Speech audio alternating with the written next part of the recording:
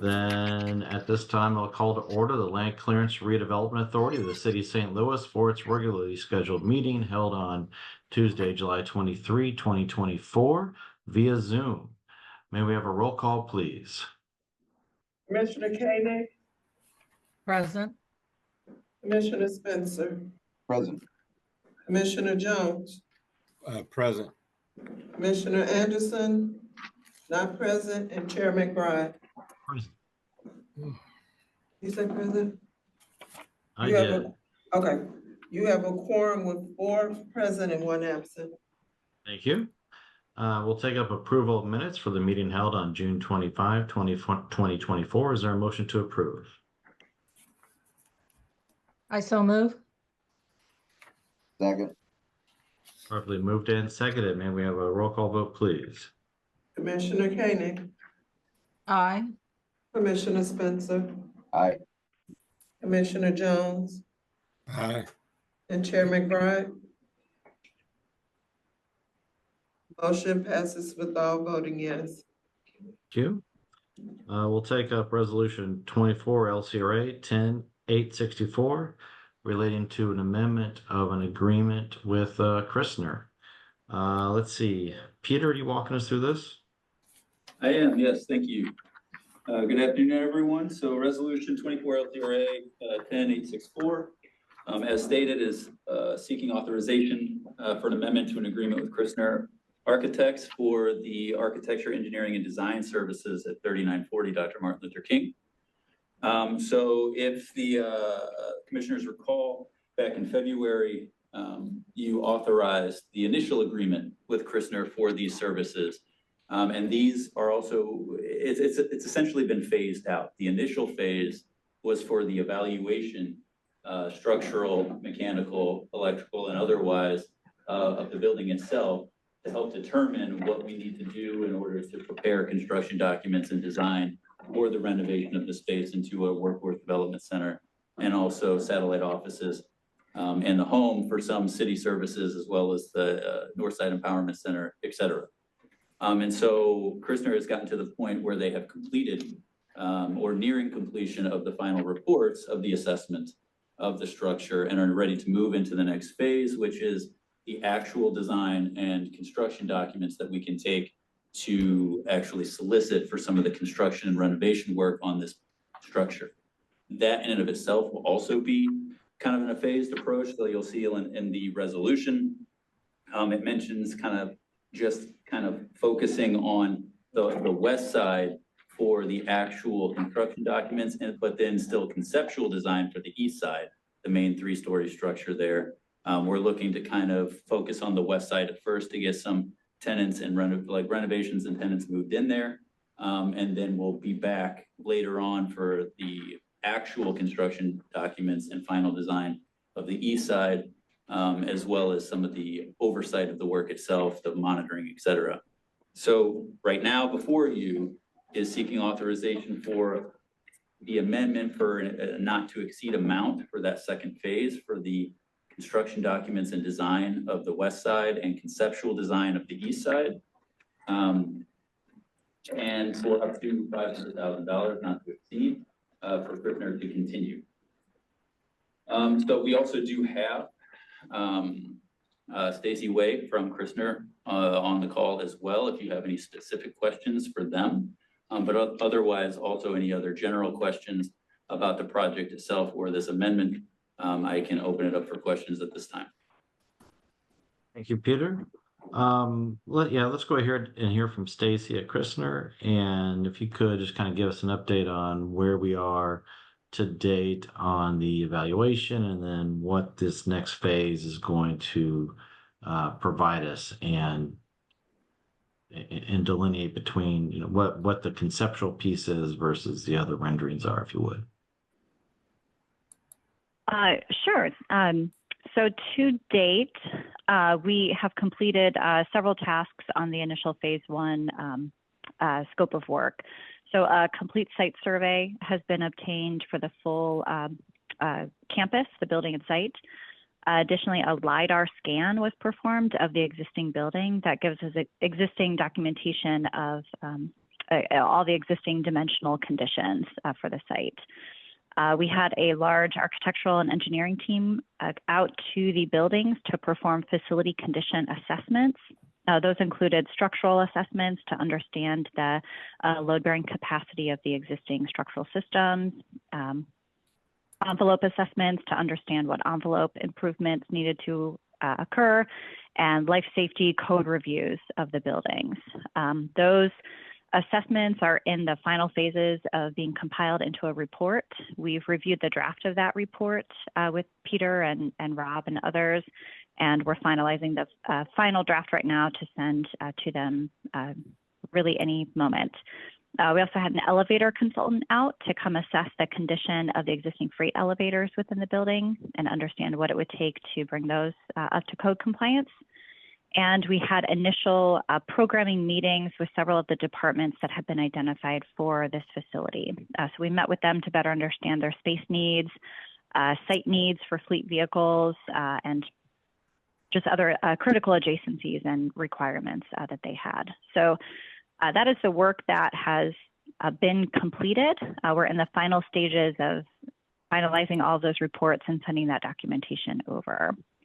The next phase of work, as Peter outlined, is really full design and preparation of technical construction documents for the west portion of the site. So those are the lower 1- and 2-story buildings on site. They're on the right-hand side of the aerial picture over here. Additionally, it includes conceptual design for the larger 3-story building. That conceptual design would really lay out all of the core elements of the buildings. We would understand where vertical circulation and restrooms and those kind of key foundational elements would go in the building. And we would do initial planning for the departments and the potential spaces that may be located in that building. So we would not be creating full technical construction documents for those pieces yet, but we would be making sure that we've got the foundation of the design laid out and identified, so that as additional money becomes available to implement improvements on that building, we have a good framework for implementing those improvements. I think I covered it all. If there are specific questions on any of those pieces, just let me know. Thank you. Is there any thought that anything's going to be demoed on this site? Yes, there are some accessory structures. I'm not sure who's controlling the PowerPoint, Peter, if they could potentially point to buildings 3 and 4. They are small 1-story additions that were built later on onto the main 3-story building. Those 2 pieces have seen significant degradation and have evidence of neglect within the buildings right now. So some pretty serious water infiltration has occurred on those buildings and led to corrosion on the structure, the steel structure for the buildings. The buildings themselves are at end of life and really not, it's not advisable to invest further in them. It's not an effective use of dollars available. So those 2 structures, we are recommending a demolition for those 2. Very good. Thank you. Any questions from the commissioners for Peter or Stacy? Commissioner Spencer. Thank you for being here. Could you point out where those buildings that you're recommending the demolition are located? Maybe. Let's see if I can. Not sure if I can mark up on here.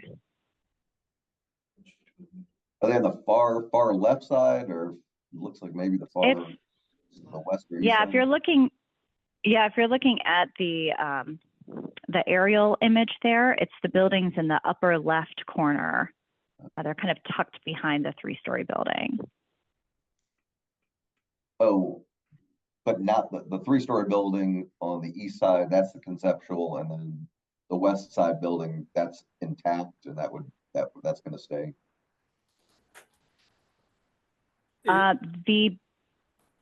Yeah, the building that's been circled is the main 3-story building.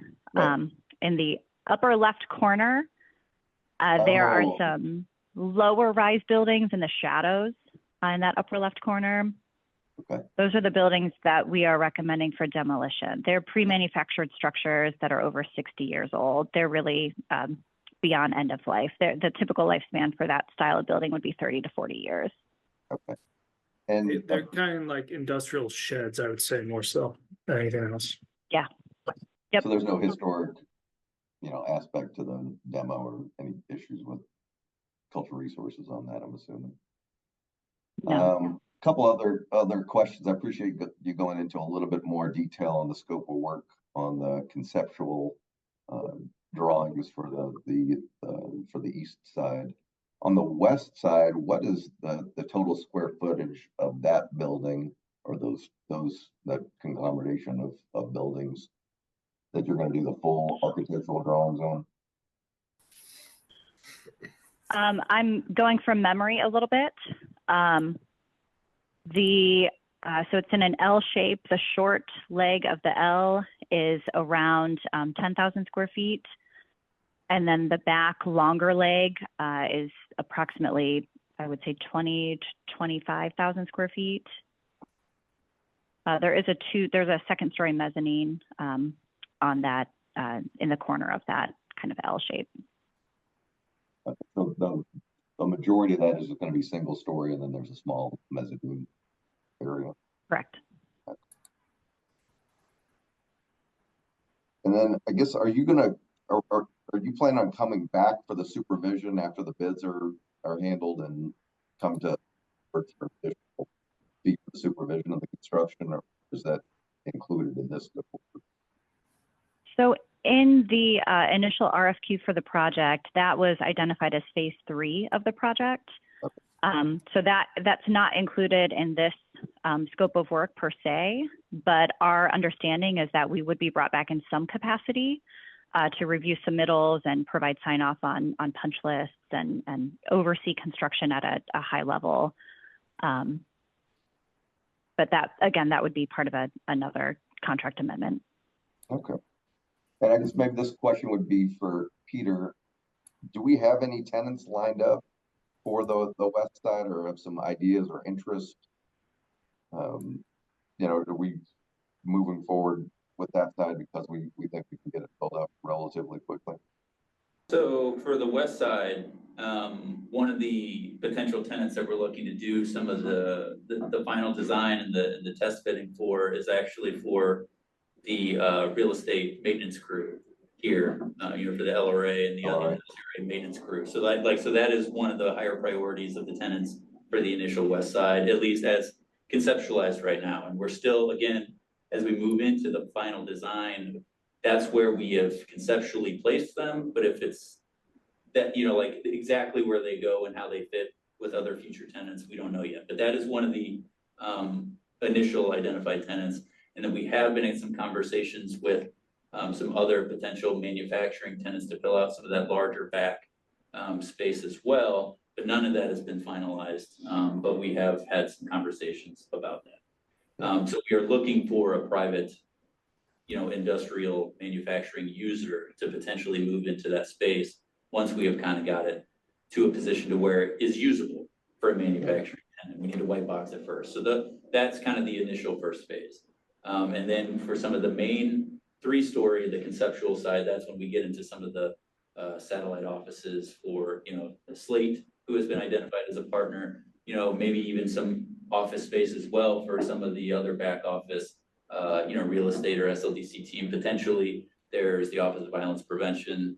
There is the Empowerment Center staff as well, as that is anticipated for them to be moving in as their main campus. At least that is how it is conceptualized at this time. And then we are also having other conversations with other stakeholders in the workforce development realm and trying to figure out if there's some other office space, classroom, workspace, et cetera, that others might be able to utilize in some existing programming or new programming to try to see how they might be able to mix into that other 3rd-story building. So those conversations are still ongoing, but the two that we're looking at right now in this phase again, are the maintenance crew from our team here internally, and then a manufacturing tenant. Where I'm going with this is that I know we're still paying a pretty hefty amount on security. In the past, we can get somebody into the location and, have people like that at least there during the day. I think it would be helpful to our budget, and but I'm glad that you already identified people in it. I guess the last question I have is, go ahead. are there any environmental concerns or anything that needs to be highlighted for us before we move forward with this project? So I don't have anything formal at this time. We are trying to contract. We have identified and are awaiting approval to move forward with, not from you, by the way, awaiting approval to move forward with a contract for a full environmental survey on the site, which hasn't occurred yet. I can tell you that I do suspect asbestos in the building that will need to be managed, but we just don't have quantities and locations yet. But as far as from previous environmental assessments, we did a phase 1 prior to acquiring the site. It didn't really identify any subsurface concerns that we were worried about. It really is just kind of making sure we handle building materials appropriately during renovations. And that'll be part of the scope with Christner, maybe some oversight as well, I'm assuming. Well, it's Christner will help they'll be informed of the environmental report, and it'll help inform their design and the construction documents for the bidding. But we're kind of handling the environmental assessment section separately from Christner. But they will take that information into account when we're designing the actual construction documents for the renovation. So the demo also will be handled by SDC, or that part of work Christner would. Well, when I did want to clarify on the demolition, or at this time, Christner has some recommendations for demolitions. We don't know if and when those demolitions are going to occur. That all of that will be bid out as a separate contract, be brought back before the board when we decide which route we're seeking authorization for. And so, it's just right now we know the condition of the buildings, and we have some recommendations on what we're going to do. And this next amendment here is kind of taking those results of the assessment, and Christner helping us get to a point where we understand some cost estimates related to each of these individual items and repairs, including the recommendation on the demolitions, and we can kind of figure out which ones are we moving forward with and what are we not. And so at the time we get to the point of potentially doing demolition on portions of the site, that'll all be bid out separately and brought back before the board. It is a process, and I appreciate getting some more detail. Thank you. Recognize Rob Orr. Yeah, good afternoon. I just wanted to add a couple of small details. Fortunately, Peter answered the question well. As far as potential manufacturing tenants, we are under an NDA with that firm, so we can't divulge who that is. I will say that they are new manufacturing jobs to the region if we are successful and they decide to move forward. So we're very hopeful for that. And I also wanted to add that the current LRA maintenance facility is in really poor condition, but there is interest in redeveloping that site. So that's something that will happen. It's not just about moving LRA out of there. There are interest in redeveloping that site, but also in providing them a better facility for their operations. So I just wanted to add those two minor details. Thank you. And then Rob or Peter, how many employees do we anticipate that we'll have there to perform the programmatic functions we anticipate? I don't remember the exact number of what the maintenance crew said that they plan on having. I think it was maybe up to a dozen related to their space needs for the maintenance side. And then it's still kind of in a conceptual design of how many staff and office space we would have in the third floor. But we do have, I will mention, as part of, it's not necessarily office space inside of the programming, but we have also onboarded an actual construction manager that is going to help to oversee this project once we get to the point of construction. He's helping with a couple of different things as well. And we'll make sure we get him brought to one of these meetings so he can introduce himself. When we get to the construction document solicitation, et cetera, he's going to be managing that whole process. So we do have staff on board, and then we have out, I think it was due, Lance isn't in here anymore, but I think it was due last week. We had an RFP out for workforce development programming consulting services as well. So we're looking to onboard a team to help us actually build out the programming for inside the space.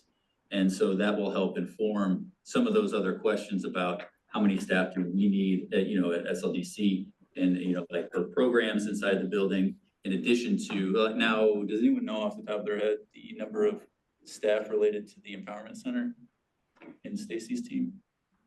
I'm not sure, but that's probably another dozen or so that we anticipate being in there related to the Empowerment Center. Okay. So that's what we know from here, from our side. And then the rest of it would be kind of leasable space from the other city partners, as well as other future potential partners that have workforce development needs and or programming that they want to provide in that space. Thank you. Can someone from SLDC bring Tim Mulligan over from the public side into the panelist side? He is on this meeting. Yeah, Since sorry, we have- didn't want to overspeak. I wasn't sure if he had joined or not. It was his Timothy. Yeah, Tim, yes. We'll- Tim. Yeah. We'll put him on short notice here. Yeah, put him on the spot a little bit. He just started a couple weeks ago, so very, very recently. So I wasn't gonna put him on the spot, but I guess Rob doesn't have a problem with it.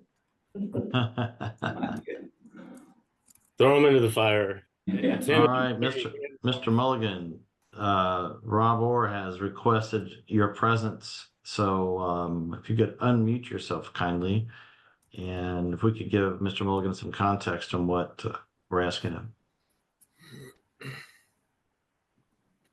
Rob, and so he didn't hear, I don't know if did you hear the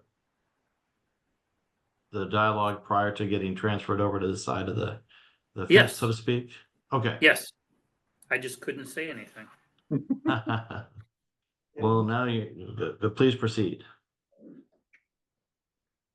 I Tim, if you did could have, pardon? No, go ahead. I was just saying, if you could just introduce yourself to the board so they're familiar with who's leading a lot of this effort going forward. Great. Yeah, like the banner says, name Tim Mulligan. Quite a bit of experience in managing real estate as well as, overseeing construction projects. So, this is a very exciting project to be involved with, and I'm here to help. So if anyone has questions, please let me know. Tim. All right, and with that, do the commissioners have any questions for any of the presenters on this resolution? Welcome. That's all I'll say. I'm glad you're on the team. Thank you, Sean. Very good. If there's nothing else on this resolution, then I would entertain a motion to approve Resolution 24 LCRA 10864. So moved. Second. Properly moved and seconded. May we have a roll call vote, please? Commissioner Koenig, Aye. Commissioner Spencer. Aye. Commissioner Jones Aye. and Chair McBride. Aye.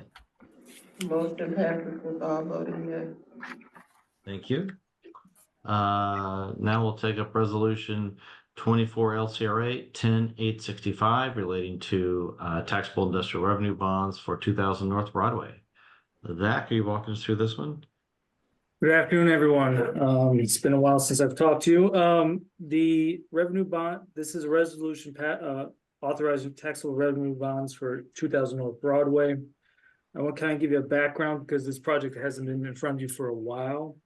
We passed a resolution in 2021 to designate 2000 Broadway LLC as the developer for this site. This is an L-shaped building on 2000 North Broadway, built in 1903. Portion of the building is 4 stories, the other portion is 5 stories. We do have a typo in the background summary that will change on our end. It says 146 residential units. It should be 177 residential units. There'll be 20 studios, 132 one-bedrooms, and 25 2-bedrooms, 2 baths at this location.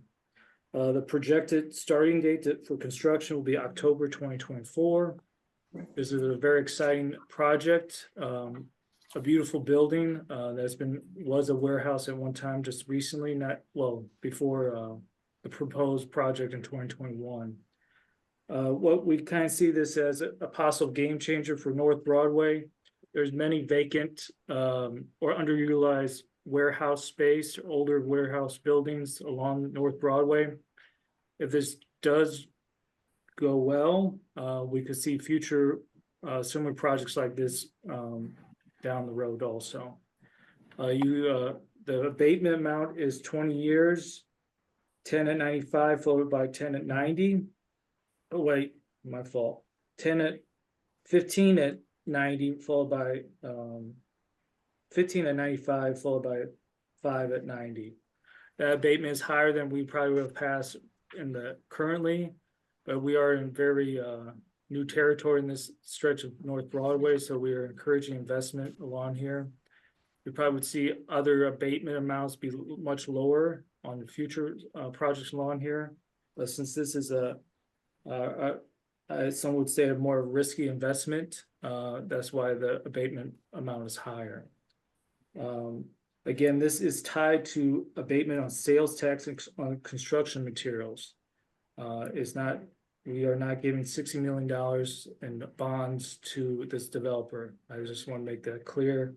This is all based on abatements on sales tax construction materials. Federal and state historic tax credits were applied for, and LIHTC was applied for. So we did invite Mark Hall, who's tied to 2000 North Broadway LLC, to the meetup, but I don't believe he could make it today.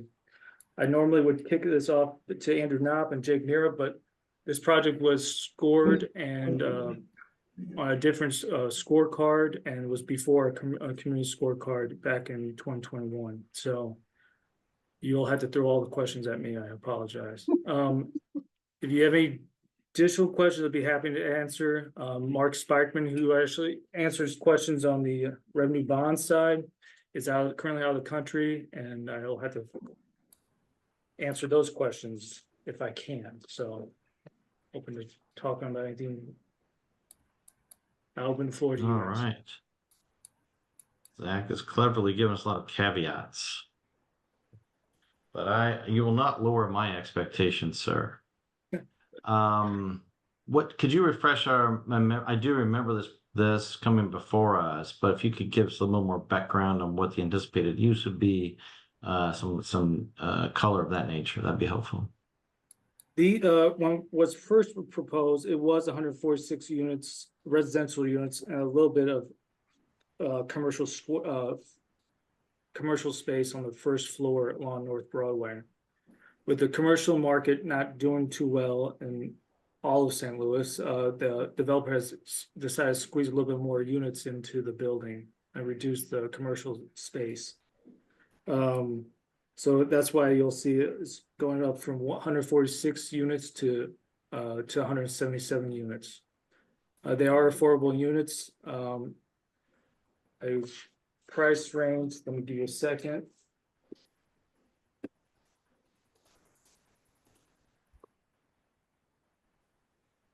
Got me, Mr. McBride.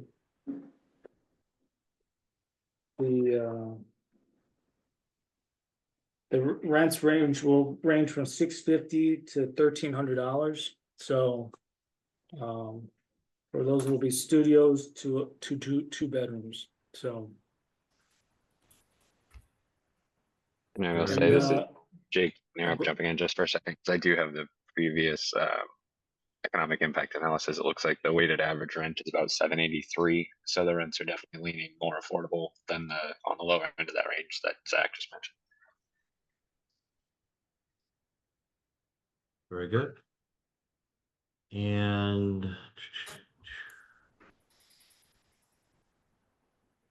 is there anything we can discuss about just the length of time from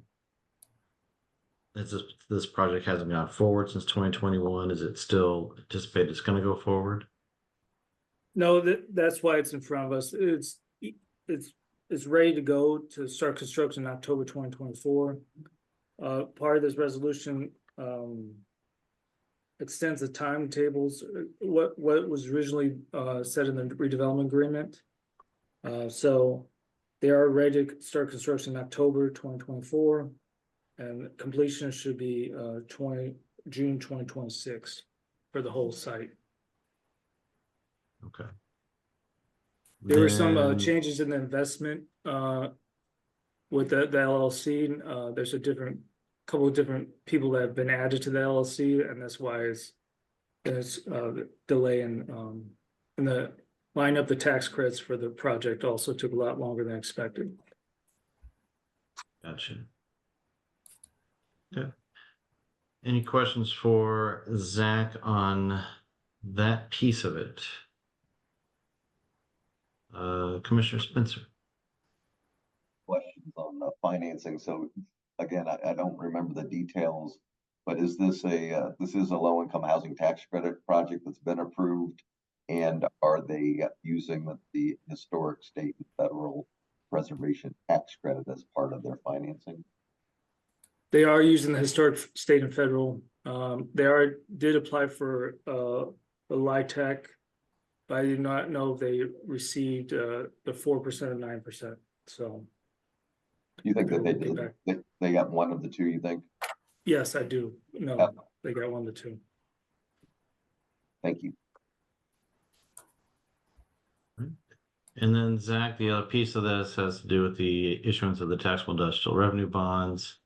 And this, I think as you indicated, is for $60 million, which will go to construction materials. Is that correct?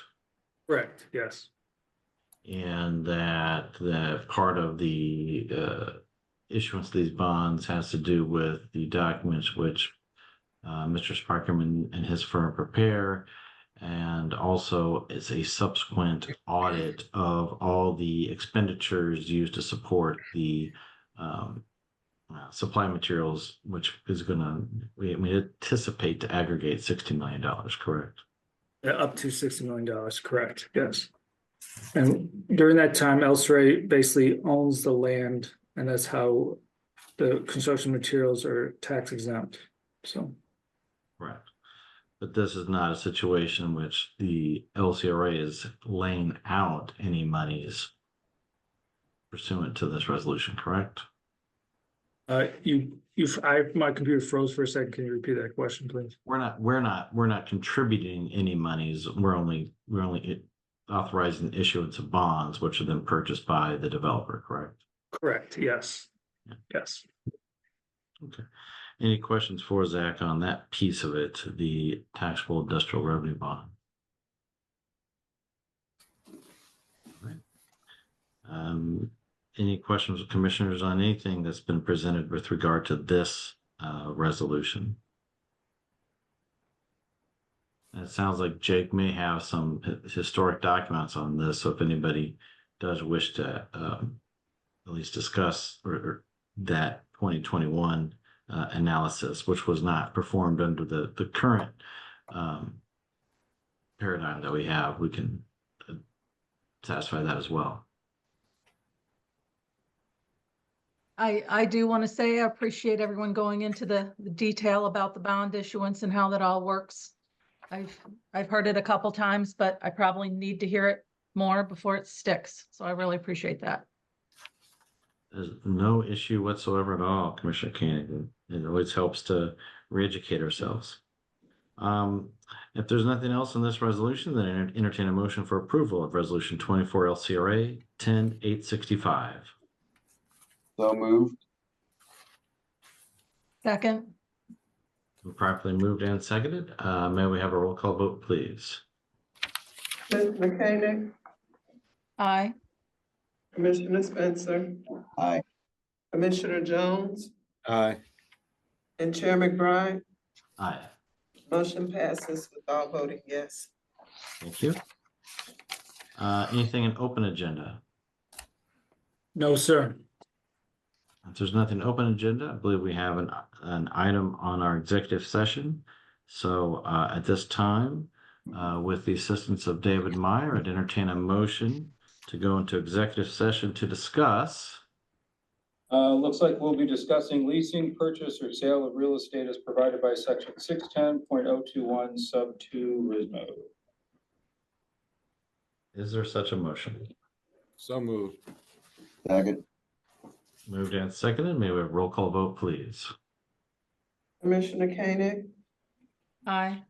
Commissioner Spencer, Aye. Commissioner Jones, Aye. and Chair McBride. Aye. Motion passes with all voting yes. Very good. At this time, we will go to executive session. We will come out of executive session and back into the general session, but there'll be no further business at that time. So.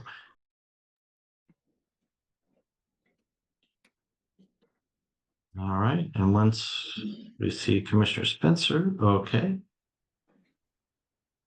So staff, you're gonna have to help me. Do we have anything else in open session at this time? No, sir. Well, if there's no other business before this board, then at this time I would entertain a motion to adjourn. So moved. Second, Moved and seconded, we are adjourned. Thank you all for your time. Thank Thank you. Yeah. you. bye.